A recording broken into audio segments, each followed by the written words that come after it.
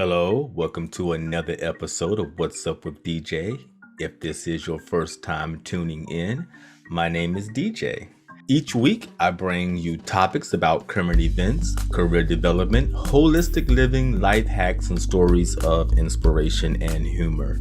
So be sure to hit that subscribe button or that like button or comment, and feel free to leave a review. Your comments are encouraged and appreciated, and I appreciate everyone who has left a comment and have had great things to say about the show. I really appreciate you. So I like to start each episode with a segment called What's Still Cooking. It gives me a chance to highlight things that I may have watched, read, or experienced over the last week that still may be lingering. So, what's still cooking for me? I want to say happy 4th of July. I hope you enjoyed your 4th of July weekend and got a chance to see some fireworks and possibly get a few things on the grill to eat with family and friends. I know traffic was crazy out there. According to the AAA, this holiday weekend is estimated to be the busiest since the pandemic begun, with a total of more than 47 million slated to take trips. So get to your destination safely. So Cardi B and her husband Offset are expecting their second child. Cardi B showed her pregnant belly on Instagram days after she shocked fans at the BET Awards by performing along with the Migos, wearing a Dolce & Gabbana sheer crystal-studded bodysuit showing off her baby bump. If you remember back in 2018, Cardi B announced during the performance of SNL she was pregnant with her first child, Culture. So I'm very happy for the couple.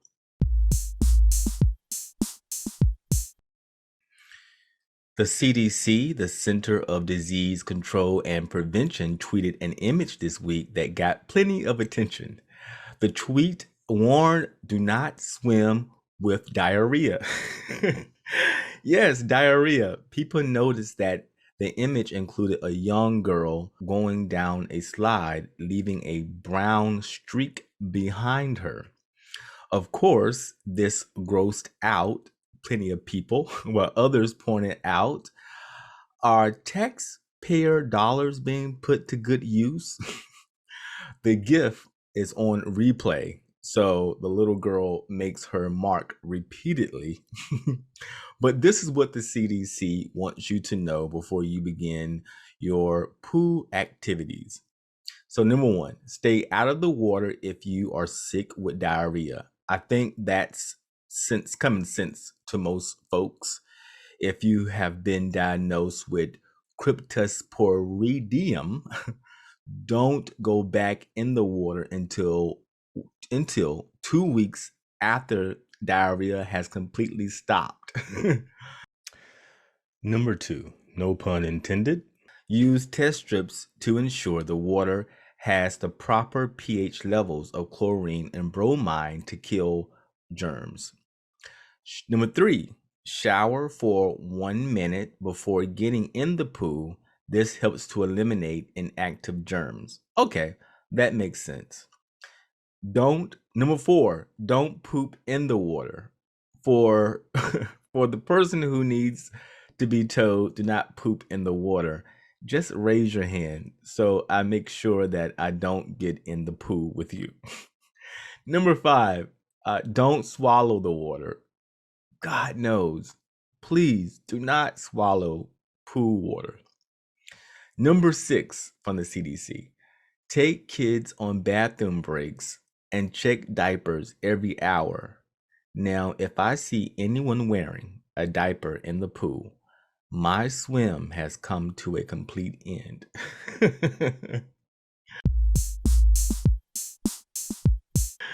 So, for the main topic this week, Bill Cosby's 3 to 10 year sentence was overturned due to a technicality this week. So Bill Cosby was released from prison Wednesday after the Pennsylvania Supreme Court overturned his 2018 sexual assault conviction. It's a dramatic reversal in one of the first high-profile criminal trials of the Me Too movement. So what does this mean? Does this mean that Bill Cosby is innocent? Well, in 2005, during a sworn deposition, Cosby admitted giving women quaaludes for sex during the deposition. Cosby answered questions from the prosecutor who asked Cosby, when you got the quaaludes, was it in your mind that you were going to use the quaaludes for young women that you wanted to have sex with? And Cosby did say yes to that question. Cosby was also asked during the deposition, did you give the quaaludes to those young women without their knowledge? And Cosby's attorney objected and told him not to answer the question. While Cosby did admit that he acquired 7 prescriptions of quaaludes with the intent to give the sedatives to young women he wanted to have sex with, he had not admitted to actually drugging any of his accusers under the assurance that Cosby would not be charged in the 2005 sexual assault case. So there was a little deal made that if he was to confess to certain things, then no charges would be brought against him. This was done by the prosecution to encourage Cosby to testify in a civil case brought by Andrea Constand. The civil suit she filed against Cosby was settled in 2006 for $3.4 million, which included a confidentiality agreement that prevented both sides from discussing its details. But in 2015, a federal judge unsealed those 2005 depositions. Those 2005 documents, which included that court deposition in which Cosby acknowledged he had obtained quaaludes to use on women with whom he wanted to have sex. So that brings us to 2018. He was charged for sexual assault from one of his accusers, that being Andrea Constand, the same woman who received $3.4 million from the 2006 settlement. The prosecution used Cosby's testimony against him. This led to his conviction. So on this week, June 30th, the Supreme Court of Pennsylvania overturned that conviction. So why was Bill Cosby's sexual assault conviction overturned? As I said earlier, his sentence was overturned because due to a technicality, not to mention good defense lawyers.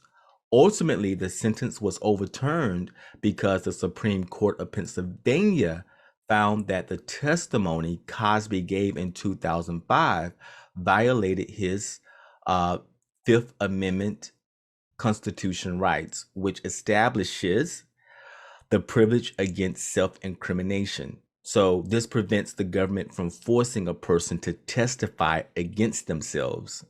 The state must prove its case without the help of the defendant. So that was the technicality. So Cosby admitted under oath that he purchased prescription quaaludes to give to women with the intent to have sex with them. I said it like 5 or 10 times. And giving quaaludes to women to whom you wish to have sex with isn't a crime, because there was no evidence that supported that it was non-consensual. So so it was never instantiated by Cosby or the prosecutor if Cosby was referring to consensual or non-consensual sex.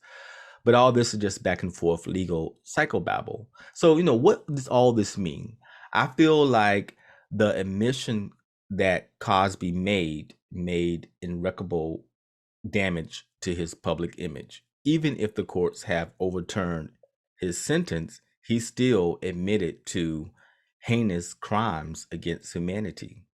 He was giving quaaludes to women. I mean, even though he never stated if it was consensual or non-consensual, still, he paid many women off millions of dollars. So, I mean, what does that mean? It means that this man has a problem.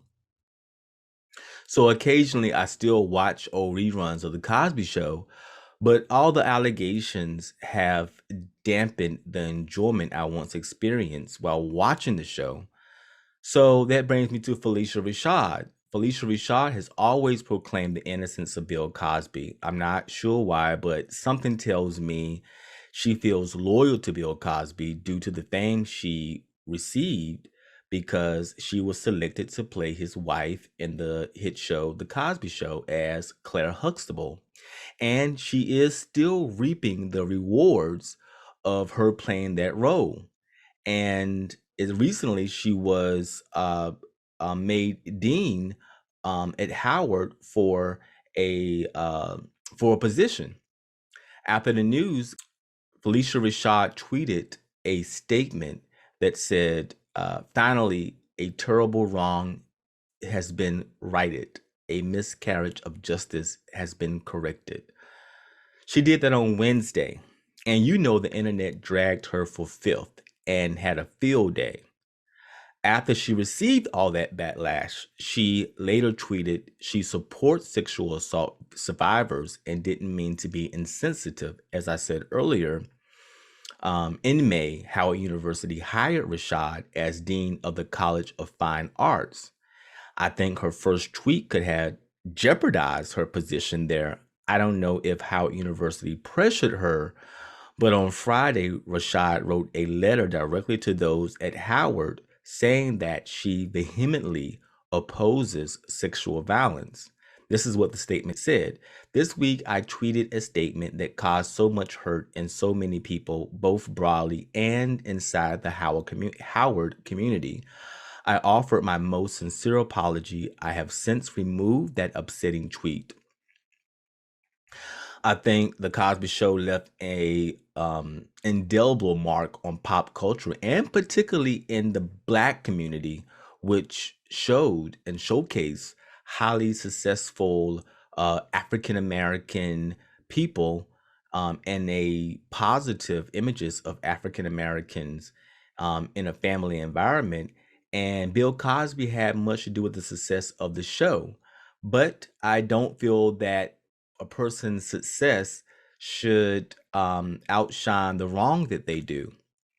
And this is the reason why I don't think we should put people on pedestals, because once you put people on pedestals, then you have to knock them off that pedestal once you begin to see they're human beings and probably not the best human beings. I like what Dave Chappelle had to say. Let's not forget, I've never met Bill Cosby, so I'm not defending him. But let's just remember that he has a valuable legacy that I can't just throw away. I remember that he's the first Black man to ever win an Emmy in television. I also remember that he's the first guy to make a cartoon with Black characters where their lips and noses were drawn proportionally.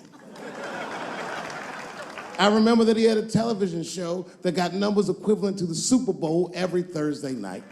And I remember that he partnered up with a clinical psychologist to make sure that there was not one negative image of African Americans on his show.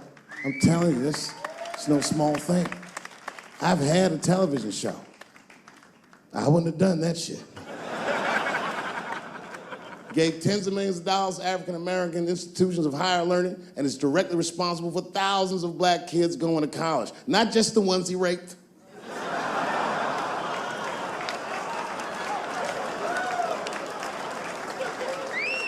Here comes the kicker. You ready?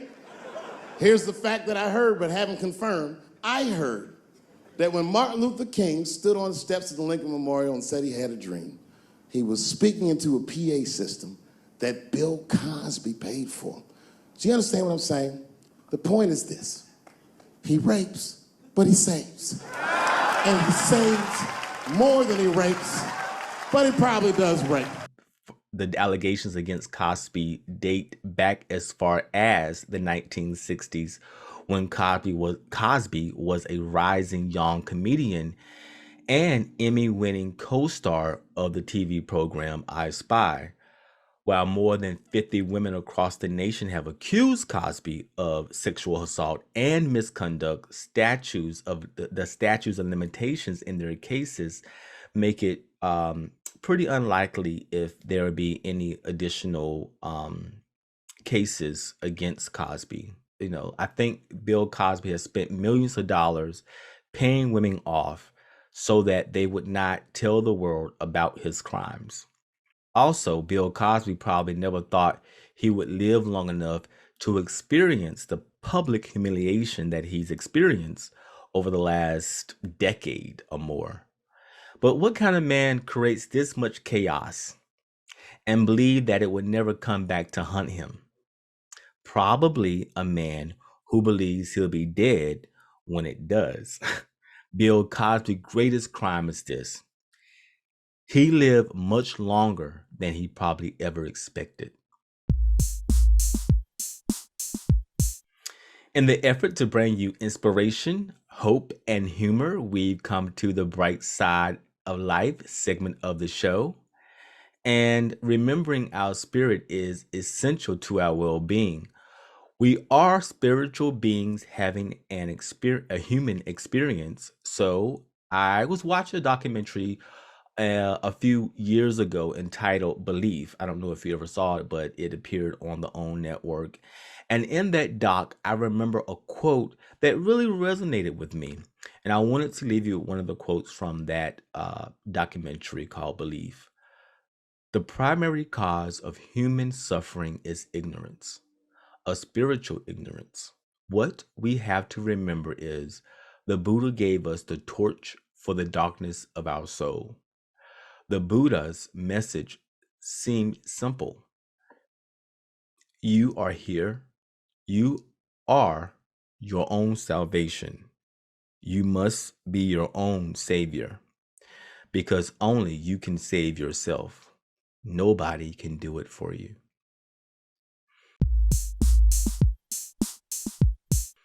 So thank you for listening to the show this week. I really appreciate it. Please continue to tune in, continue to leave your comments. You can stay in contact with me by emailing dj@djcareercoach.com. Again, that's dj@djcareercoach.com. I will leave the links to my social media in the show description. So remember to subscribe, like, comment, and leave a review. And I will be back next week with another episode. Until then, take care. Bye.